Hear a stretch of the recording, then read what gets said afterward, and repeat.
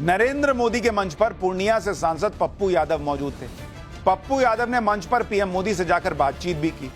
PM Modi और पप्पू यादव के बीच हंसी खुशी से बातचीत होती दिख रही है। देखिए, नरेंद्र मोदी कुछ मजे भी लिए हैं, ऐसा लग रहा है कुछ बातचीत हो रही है हंसी मजाक। जबकि ये वही पप्पू यादव है जिन्हें इंडी गठबंधन और राहुल गांधी के मंच और गाड़ी में चढ़ने के लिए जद्दोजहद करनी पड़ी थी, चढ़ने नहीं दिया गया था। नरेंद्र मोदी आज बिहार के पूर्णिया में थे। उनके मंच पर आज कुछ ऐसा गजब हो गया जिसे राहुल गांधी भी बहुत ध्यान से देख रहे हों। नरेंद्र मोदी के मंच पर पूर्णिया से सांसद पप्पू यादव मौजूद थे। पप्पू यादव ने मंच पर पीएम मोदी से जाकर बातचीत भी की। पीएम मोदी और पप्पू यादव के बीच हंसी खुशी से बातचीत होती दिख रही है। देखिए, नरेंद्र मोदी कुछ मजे भी लिए हैं, ऐसा लग रहा है कुछ बातचीत हो रही है हंसी मजाक। जबकि ये वही पप्पू यादव है जिन्हें इंडी गठबंधन और राहुल गांधी के मंच और गाड़ी में चढ़ने के लिए जद्दोजहद करनी पड़ी थी, चढ़ने नहीं दिया गया था। दिन रात राहुल गांधी प्रियंका वाड्रा, राहुल गांधी प्रियंका वाड्रा करते हैं पप्पू यादव। राहुल गांधी के मंच पर चढ़ने नहीं मिला था, उतार दिया अपमान करके कि जाओ नहीं चढ़ने देंगे। और नरेंद्र मोदी उनके मंच पर पप्पू यादव बैठे भी और नरेंद्र मोदी उनसे हंसी मजाक भी कर रहे हैं, बातचीत भी कर रहे हैं। खैर, ये तो एक चैप्टर हुआ, पाठशाला में अगला चैप्टर। पीएम मोदी का राहुल से लेकर ममता तक को कौन सा खुला चैलेंज, वो कौन सा काम जो करने से उन्हें अब कोई नहीं रोक पाएगा। रोहिंग्या बांग्लादेशी घुसपैठियों पर अब वो एक्शन होना तय है क्या कि एक भी बाहरी नहीं बचेगा। लाखों की भीड़ सड़क पर आई, पीएम मोदी ने जिसे खतरा बताया, दुनिया में उसी को लेकर कैसे आग लगी हुई है, अब इसका चैप्टर। प्रधानमंत्री मोदी ने अपने लिए एक नया मिशन सेलेक्ट कर लिया है। पीएम मोदी वो काम करने जा रहे हैं जिसे करने से कोई रोक नहीं पाएगा।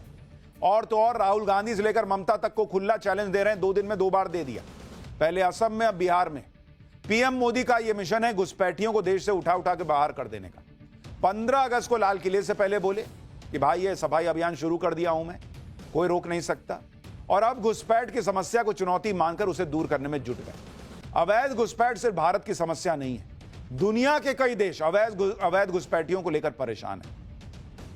और अब तो घुसपैठियों के खिलाफ ग्लोबल ट्रेंड दिख रहा है। आप देखिए कि भारत में पीएम मोदी कह रहे हैं कि घुसपैठियों को बाहर जाना ही होगा। ब्रिटेन में घुसपैठियों के खिलाफ लाखों लोग सड़क पर प्रदर्शन कर रहे हैं कि बाहर निकालो इन लोगों को। ट्रंप कह रहे हैं कि घुसपैठियों के खिलाफ नरमी का समय खत्म हो चुका, इनको बाहर उठा के फेंको। यानी भारत से लेकर अमेरिका से लेकर ब्रिटेन तक में भाई जो देश का नहीं है उसको बाहर करो वाला हिसाब चल रहा है। और घुसपैठियों की वजह से देश की सुरक्षा को खतरा होता है, डेमोग्राफी में बदलाव आता है। ये दुनिया समझ रही है, महसूस कर रही है। आप देखिए बॉस, ब्रिटेन में ऐसी लाखों की भीड़ आ गई सड़क पर कि निकालो, ये लोग बर्बाद कर देंगे देश।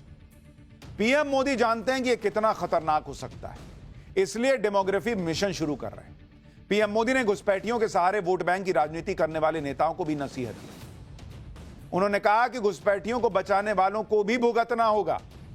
भारत में भारत का कानून चलेगा, घुसपैठियों की मनमानी नहीं चलेगी। वहीं ब्रिटेन में भी घुसपैठियों के खिलाफ लोगों का गुस्सा भड़क रहा है। लाखों लोगों ने मिलकर ऐसा प्रदर्शन किया ब्रिटेन में कि सरकार हिल गई। देखिए बॉस, सड़क पर पैर रखने की जगह नहीं है, ये लोग आए हैं घुसपैठियों को निकालने के लिए सड़क पर। वहीं अमेरिका में भी ट्रंप सरकार अब घुसपैठियों के खिलाफ सख्त एक्शन लेने की तैयारी में। घुसपैठियों के खिलाफ बन रहे इस ग्लोबल ट्रेंड के बारे में आपको पूरी डिटेल से बताऊंगा। भारत में घुसपैठियों के खिलाफ किस तरह का एक्शन हो रहा है वो भी दिखाऊंगा, लेकिन पहले एक झलक देखिए। घुसपैठियों के खिलाफ ग्लोबल ट्रेंड को पीएम मोदी लीड कर रहे हैं। पीएम मोदी ने पिछले 1 महीने में घुसपैठ की समस्या के खिलाफ अपनी चिंता कई बार जाहिर कर दी। 15 अगस्त को लाल किले से उन्होंने कहा कि भाई घुसपैठियों की समस्या देश की सुरक्षा के लिए खतरा है। 15 अगस्त को ही डेमोग्राफी मिशन शुरू करने की बात की। और अब 15 सितंबर को पीएम मोदी ने घुसपैठियों को चेतावनी दी। बिहार के पूर्णिया से पीएम मोदी ने घुसपैठ के मुद्दे पर कांग्रेस और आरजेडी को लपेट दिया। पीएम मोदी ने कहा कि घुसपैठियों को बचाने वाले नारेबाजी कर रहे हैं, यात्राएं निकाल रहे हैं, लेकिन घुसपैठियों को देश से बाहर जाना ही होगा। भारत में घुसपैठियों की मनमानी नहीं चलेगी। और वो कह रहे हैं कि बॉस ये चैलेंज दे रहा हूं मैं कि रोक सकते हो तो रोक के दिखाओ। कांग्रेस, आरजेडी और उसके इकोसिस्टम के लोग घुसपैठियों की वकालत करने में जुटे हैं, उन्हें बचाने में लगे हैं और बेशर्मी के साथ विदेश से आए घुसपैठियों को बचाने के लिए ये नारे लगा रहे हैं, यात्राएं निकाल रहे हैं। ये आरजेडी कांग्रेस वालों की जमात, जरा कान खोल के मेरे बात सुन लो। जो भी घुसपैठियां हैं उसे बाहर जाना ही होगा। जो लोग घुसपैठियों की ढाल बनते हैं वो सुन ले, भारत में भारत का कानून चलेगा, घुसपैठियों की मनमानी नहीं चलेगी। इससे पहले 14 सितंबर यानी कल पीएम मोदी ने असम में भी घुसपैठियों का मुद्दा उठाया था। पीएम मोदी ने कहा था कि कुछ लोग घुसपैठियों के सहारे वोट बैंक की राजनीति करते हैं। पीएम ने घुसपैठियों को बचाने वालों के सामने दीवार की तरह खड़े हो जाने का चैलेंज दिया था और घुसपैठियों को बाहर निकालने के लिए पूरा जीवन लगा देने के लिए अपना समर्पण जो है वो देश के सामने रख दिया था। मैं उन राजनेताओं को भी कहना चाहता हूं, आप जो चुनौती लेकर के मैदान में आए ना, मैं सुना तान करके उस चुनौती को स्वीकार करता हूं। और लिख लो, मैं देखता हूं घुसपैठियों को बचाने में तुम कितनी ताकत लगाते हो और घुसपैठियों को हटाने में हम कैसे अपना जीवन लगा देते हैं। हो जाए मुकाबला। घुसपैठियों को बचाने के लिए निकले हुए लोगों को भुगतना पड़ेगा। मेरे शब्द सुन के रखो, ये देश उनको माफ नहीं करेगा। घुसपैठियों पर किस तरह से एक्शन हो रहा है उसे आप असम से ही समझिए।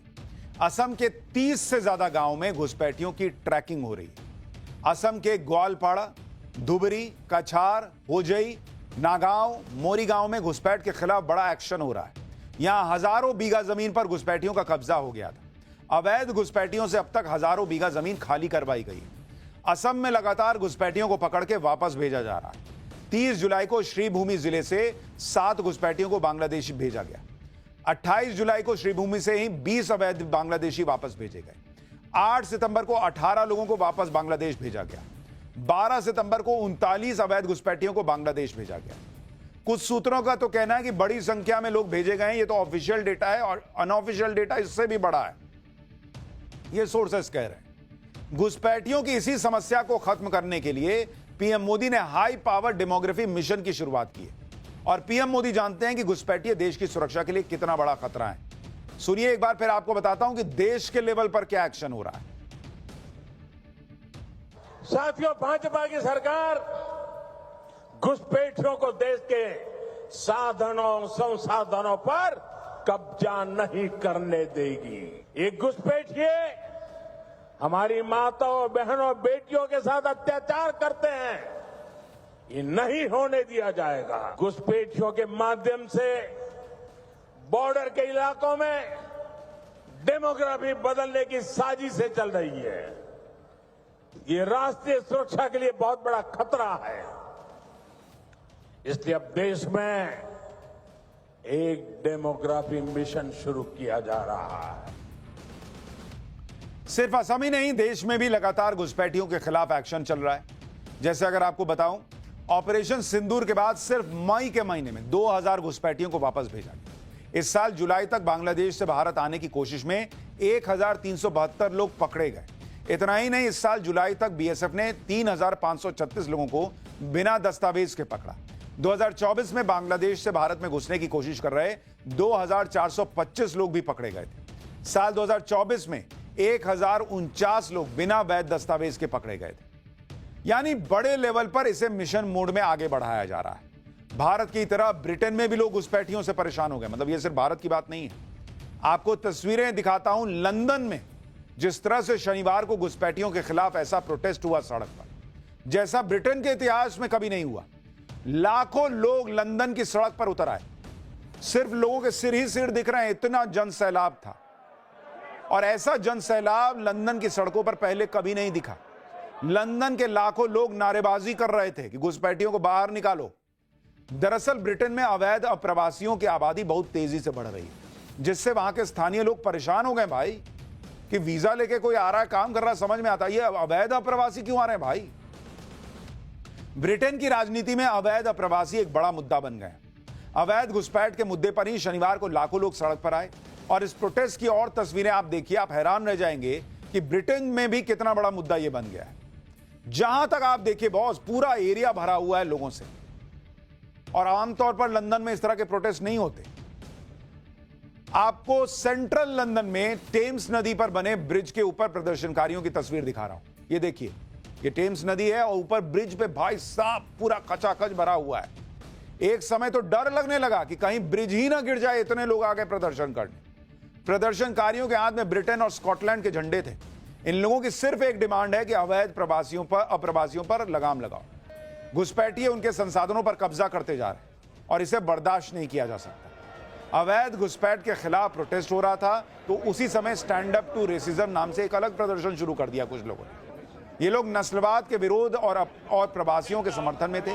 इसी वजह से कई जगह दोनों समूहों के बीच झड़प हुई। प्रदर्शनकारियों और पुलिस के बीच भी कई जगहों पर भिड़ंत हुई, जिसमें 26 से ज्यादा प्रदर्शनकारी घायल हुए। कई पुलिसकर्मियों को चोट भी लगी। आखिर इस प्रोटेस्ट के जरिए लंदन के लोगों ने क्या मैसेज दिया और इस प्रोटेस्ट के पीछे किसका दिमाग था, अब आपको यह बताता हूं। लंदन प्रोटेस्ट को यूनाइट द किंगडम नाम दिया गया। Anti immigration leader Tommy Robinson ने इसे लीड किया था। इस प्रोटेस्ट में टेस्ला के मालिक एलन मस्क भी शामिल हुए। एलन मस्क ने वीडियो कॉन्फ्रेंसिंग के जरिए लोगों से बात की। प्रोटेस्ट के दौरान ब्रिटिश पीएम के खिलाफ भी नारे लगे। मस्क ने प्रदर्शनकारियों से कहा, या तो आप लड़ेंगे या मरेंगे। मस्क ने संसद भंग करके सरकार बदलने तक की बात कह दी। लंदन में हुए इस प्रोटेस्ट का एक ट्रिगर पॉइंट अमेरिका में हुई चार्ली किर्क की हत्या थी। प्रोटेस्ट में कई लोग चार्ली किर्क के प्रोटेस्ट पोस्टर लेकर आए हुए थे और मैं भी चार्ली किर्क जैसे स्लोगन गूंज रहे थे। चार्ली किर्क की हत्या के बाद अमेरिका में भी घुसपैठियों के खिलाफ गुस्सा भड़क रहा है। उसके बारे में आगे बताऊंगा। लंदन में लाखों लोगों की भीड़ सड़क पर ऐसे ही नहीं उतरी। इसके पीछे वो गुस्सा है जो पिछले काफी समय से अंदर भरता जा रहा था, क्योंकि ब्रिटेन में 7 लाख से 9 लाख अवैध घुसपैठिए कहा जाता है। इसमें से 5,85,000 अवैध प्रवासी लंदन में रहते हैं। 2024 में कुल 38,816 घुसपैठिए ब्रिटेन आए थे। सबसे ज्यादा घुसपैठिए समुद्री मार्ग से ब्रिटेन आते हैं। 2020 से 2024 के बीच 1,75,000 घुसपैठिए छोटी नावों से ब्रिटेन में आए। तो जिनको भारत की समस्या समझ में नहीं आ रही, आप देखिए वेस्ट तक जाग रहा है कि भाई ये घुसपैठिए बाहर निकालो। अपने देश में हमारे खाने पीने रहने नौकरी का इंतजाम करेंगे कि सबको बैठा के खिलाएंगे। कुछ ब्रिटिश न्यूज़पेपर्स और मीडिया हाउस के मुताबिक ब्रिटेन में अवैध घुसपैठियों की संख्या 10 लाख से ज्यादा है। कुछ रिसर्च का कहना है कि 60% घुसपैठिए अकेले लंदन में रहते हैं। यानी ब्रिटेन में इस समय अवैध घुसपैठियों को लेकर भयंकर गुस्सा है और इसे चैनलाइज किया टॉमी रॉबिन्सन ने। टॉमी रॉबिन्सन जो ब्रिटेन के राइट विंग लीडर माने जाते हैं, वो पिछले काफी समय से अवैध घुसपैठ के खिलाफ आवाज उठाते रहे। खास तौर पर मुस्लिम अवैध अप्रवासियों का मुद्दा जोर शोर से उठा रहे हैं। आप देखिए क्या हाल है इस समय ब्रिटेन का। इस्लाम ब्रिटेन का दूसरा सबसे बड़ा धर्म हो चुका है। ब्रिटेन में करीब 40 लाख मुसलमान रहते हैं। 2035 तक मुस्लिम आबादी 25% हो सकती है। लंदन में तो कई नो गो जोन बनाए गए हैं जहां गैर मुसलमानों को खतरा महसूस होता है, ऐसा कहा जा रहा है। लंदन के कई इलाकों में शरिया कोर्ट चलती है।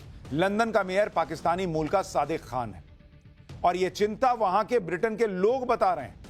ब्रिटेन में अब तो लोग कह रहे हैं कि आने वाले समय में ब्रिटेन खुद पाकिस्तान की कॉलोनी बन जाएगा। मुसलमानों की आबादी इसी तरह से बढ़ती रही तो ब्रिटेन में शरीयत लागू हो जाएगी, ये वहां के लोग कह रहे हैं जो विरोध प्रदर्शन कर रहे हैं। जैसे जैसे ब्रिटेन में मुसलमानों की आबादी बढ़ रही है, ठीक उसी हिसाब से ब्रिटेन की राजनीति में भी मुसलमानों का दबदबा बढ़ रहा है।